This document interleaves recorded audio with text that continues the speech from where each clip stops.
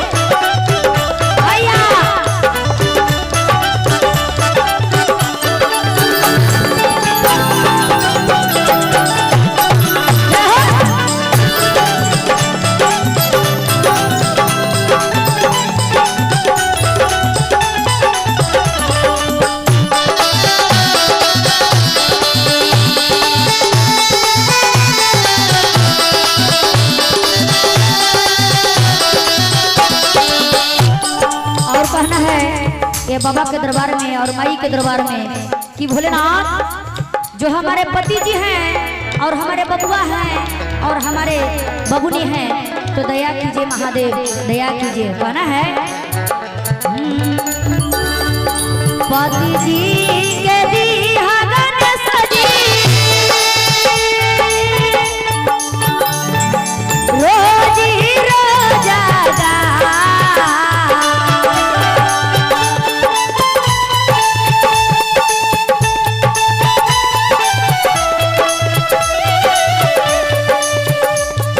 पति जी के दिया गणेश जी रोज ही रोजागा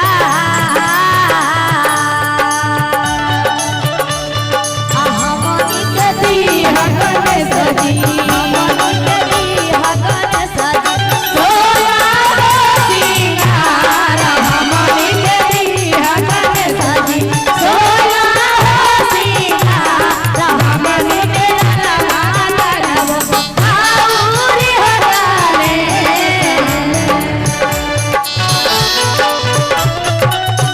जय हो, क्या बात है दुबारा, ये चीज ऐसे हो गई क्या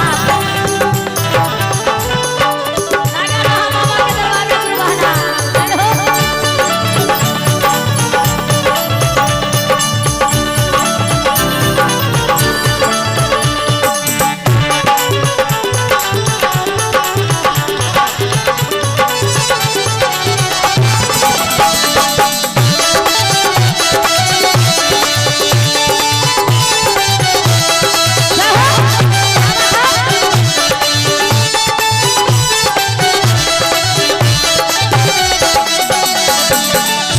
और कहना है कि हे भोलेनाथ जो हमारे बबुआ है वो उसको पर्दाया कीजिए। और कहना है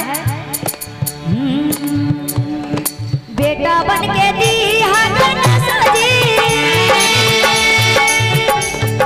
रोज ही रोजागा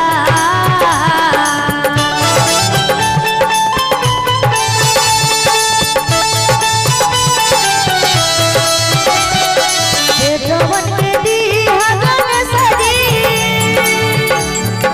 रोज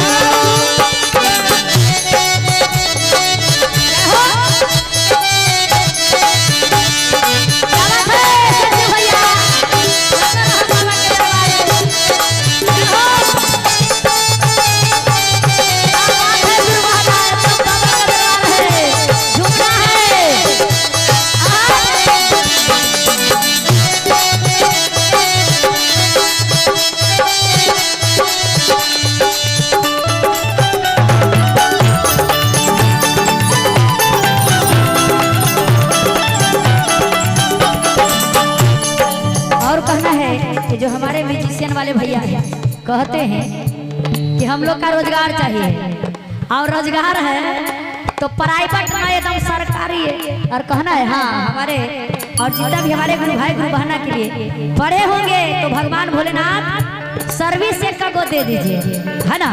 और जो हमारे दीदी लोग हैं पढ़ी लिखी होंगे तो दे दीजिए, और जो नहीं पढ़ी लिखी होंगे तो कम से कम ज्ञान बुद्धि दीजिए कि हमारे दीदी आगे रुके बढ़े ए गणेश भगवान जी। और कहना है हो गुरु भैयन के दीहा गणेश जी रोजी रोजागा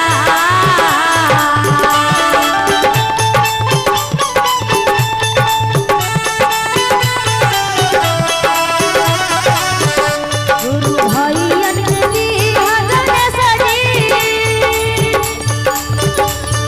रोजी